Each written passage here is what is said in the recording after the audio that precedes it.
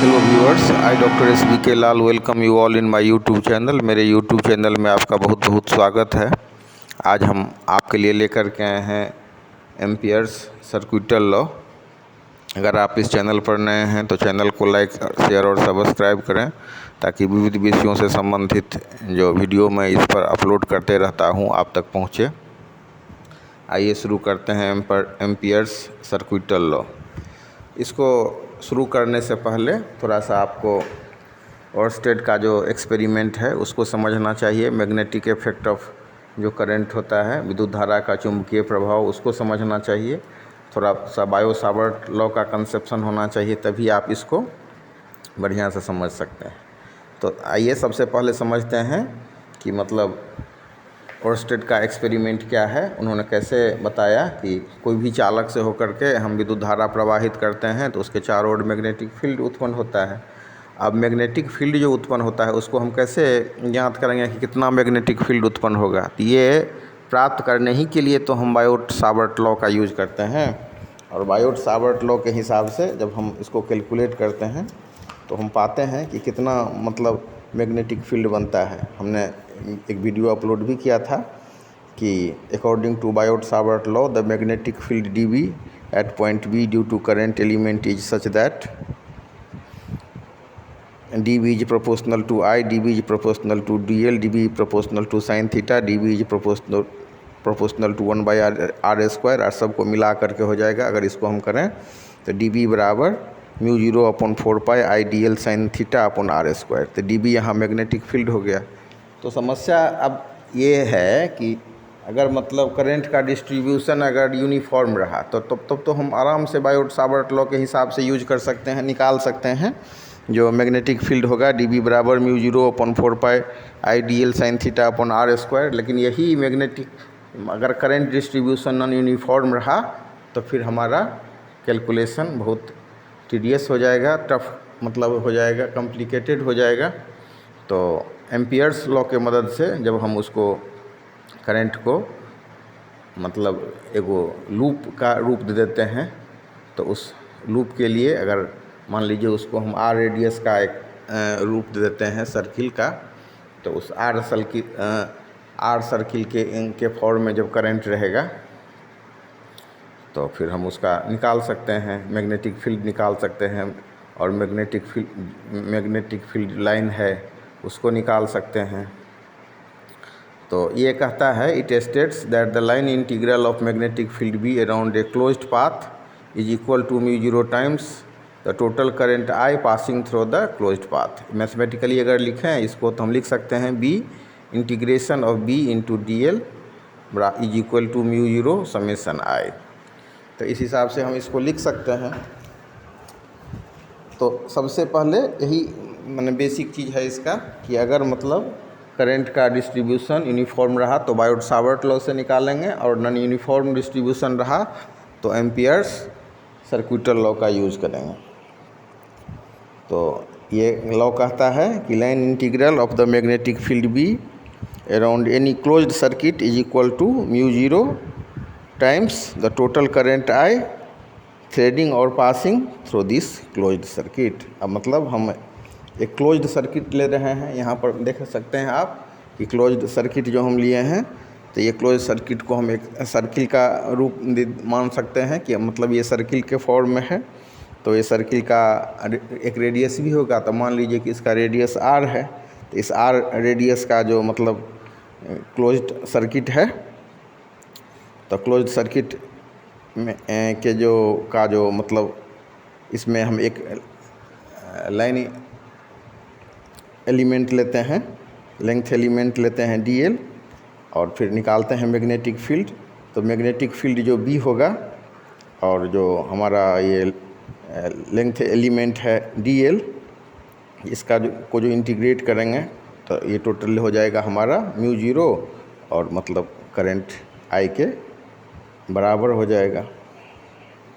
अगर थोड़ा सा इसको हम सिंप्लीफाइड करें एम्पियर्स सर्किटल लॉ को तो हम देख सकते हैं कि टोटल जो हमारा मैग्नेटिक फील्ड होता है वो, और इसका मतलब जो if a field B is directed along the tangent to every point on the perimeter L of a closed curve and its magnitude is constant along the curve, then BL will be equal to mu 0 I, where I is the net current enclosed by the closed circuit. The closed curve is called Amperian loop, which is a geometrical entity and not a real wire loop. तो ये मतलब geometrical entity है, ये real wire loop नहीं है। तो हम यहाँ पर जो मैग्नेटिक फील्ड है हमारा, तो ये टोटल मैग्नेटिक फील्ड इस निकालते हैं नॉन यूनिफॉर्म जो हमारा करंट डिस्ट्रीब्यूशन है उसके लिए। तो इसका जो मतलब मैग्नेटिक फील्ड और जो हम लेते हैं लाइन ये लेंथ जो DL जो लेते हैं, तो उसका जो गुणनफल होगा वो हो जाएगा हमारा म्यू 0 और I के गुणनफल के बराबर। यही इसको समझना है। अब इसके मदद से जो सोलेनॉइड है वो सब के अराउंड भी हम इसको निकाल सकते हैं। टोरॉइड है, इसको हम निकाल सकते हैं। तो लेंथ एलिमेंट को समझना है, मैग्नेटिक फील्ड को समझना है, म्यू 0 को समझना है और मतलब नेट जो हमारा करंट है उसको समझना है। तो इसको अगर हम बढ़िया से समझ लेते हैं तो फिर हम आराम से एम्पियर सर्कुलर लॉ को समझ सकते हैं। यहाँ पर जो हमारा DL हो गया, लेंथ एलिमेंट हो गया, म्यू 0 हो गया, परमिएबिलिटी कांस्टेंट हो गया, I करंट हो गया और DL जो हमारा हो गया वो लेंथ एलिमेंट हो गया। तो इसको बढ़िया से अगर हम समझ लेते हैं तो फिर आराम से हम एम्पियर सर्कुलर लॉ को समझ सकते हैं। कैलकुलेशन तो इसका बहुत सिंपल है। सीधे जैसे हम फील्ड लाइन ले रहे हैं, the field line are circular, the field B at any point of the circular loop is directed along the tangent to the circle at that point. By symmetry, the magnitude of field B is same at every point of the circular loop. Therefore, integration of B into DL will be equal to integration of B DL cos theta. Theta का मान यहाँ हो जाएगा 0 degree, तो cos 0 degree बराबर 1 होता है। तो integration of B D L cos 0 degree will be equal to B integration of DL is equal to B into 2 pi R. DL को जो इंटीग्रेट करेंगे तो ये L हो जाएगा। L का वैल्यू हम जानते हैं, सरकमफ्रेंस हो गया टोटल ये सर्किल का, तो इसका जो सरकमफ्रेंस को हम 2 पाई आर से लिख सकते हैं। तो इस हिसाब से हमारा प्राप्त हो गया कि integration of B into DL will be equal to B into 2 pi R. तो इस हिसाब से एम्पियर सर्कुलर लॉ से हम जान सकते हैं कि B is equal to mu 0 I upon 2 pi R. तो हम इसको समझ सकते हैं, थोड़ा सा कंपेयर भी कर सकते हैं बायोट-सावर्ट लॉ से कि कैसे बायोट-सावर्ट लॉ से हम लोगों ने निकाला DB बराबर mu 0 4 pi into I DL sign theta upon R square. यहाँ पर एम्पियर सर्कुलर लॉ के हिसाब से हम प्राप्त कर सकते हैं magnetic field B is equal to mu 0 I upon 2 pi R. तो इसको हम बढ़िया से समझ लें और मतलब इसको हम BDL के फॉर्म में भी लिख सकते हैं। तो B इंटू DL के फॉर्म में लिखेंगे तो ये हमारा हो जाएगा integration of B into DL will be equal to mu 0 into I। यहीं पर जो कैलकुलेशन इसका बहुत जटिल नहीं है, इसके कैलकुलेशन को हम सिंपली समझ सकते हैं। सिर्फ टर्म को समझ लीजिए। यहाँ पर आप देख सकते हैं कि कैसे हम सर्किल रूप में क्लोज्ड लूप लिए हैं। यहाँ पर एक लेंथ एलिमेंट लिए हैं DL छोटा सा। अब DL छोटा छोटा जो लेंथ एलिमेंट है, तो वही छोटा छोटा जो लेंथ एलिमेंट DL है वही मिलकर के एक बड़ा सा लेंथ बनेगा जिसको हम L से डिनोट कर सकते हैं। या ऐसे भी इसको समझ सकते हैं, जो पूरा जो L हो गया लेंथ एलिमेंट, वो छोटे छोटे स्मॉल लेंथ एलिमेंट से मिलकर के बना हुआ है। तो बहुत ही ये इम्पोर्टेंट है और बहुत सिंपल भी है। एग्जामिनेशन में इसको आप आराम से लिख सकते हैं। इसको आप समझिए। सबसे पहले आइए मैग्नेटिक इफेक्ट ऑफ करंट में इसका अध्ययन किया जा रहा है।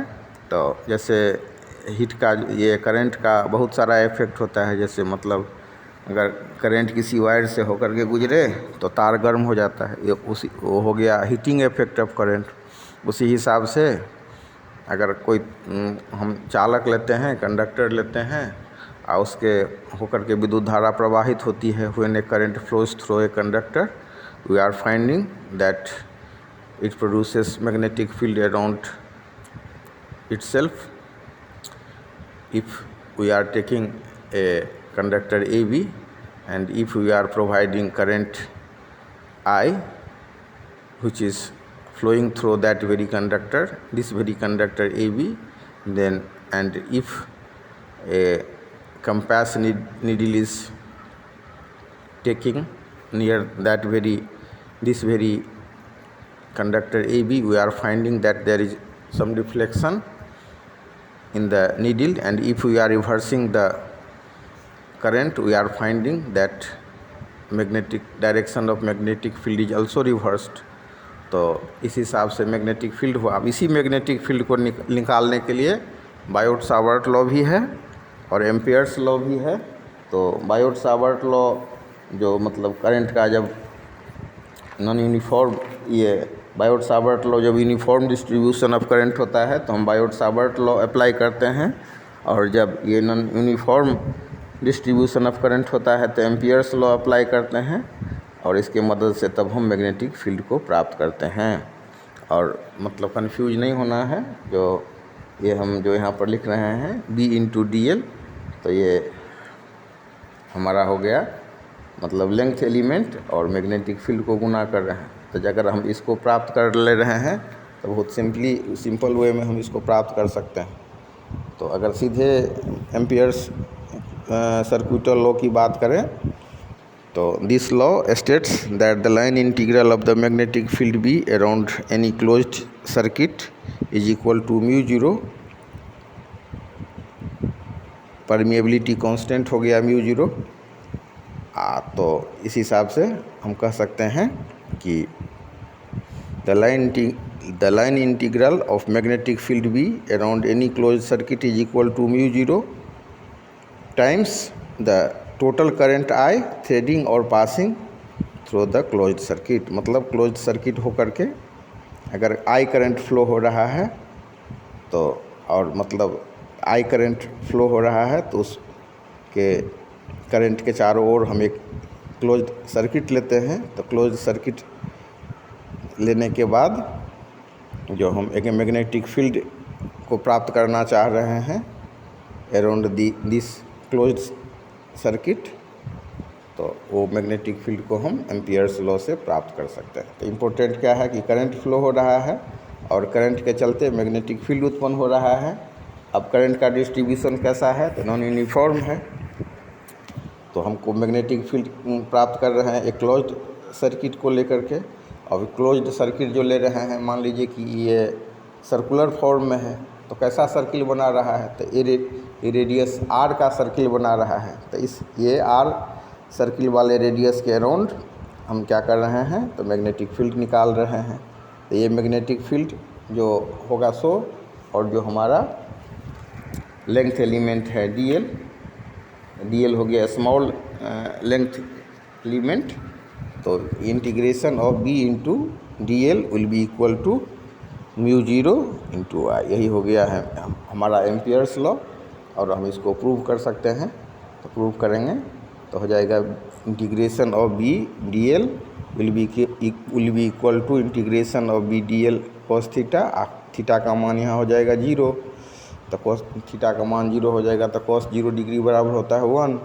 तो हमारा ये इक्वेशन मन हो जाएगा कि integration of B/dl cos 0 degree, cos 0 का मान हो गया 1, तो it will be equal to B integration of dl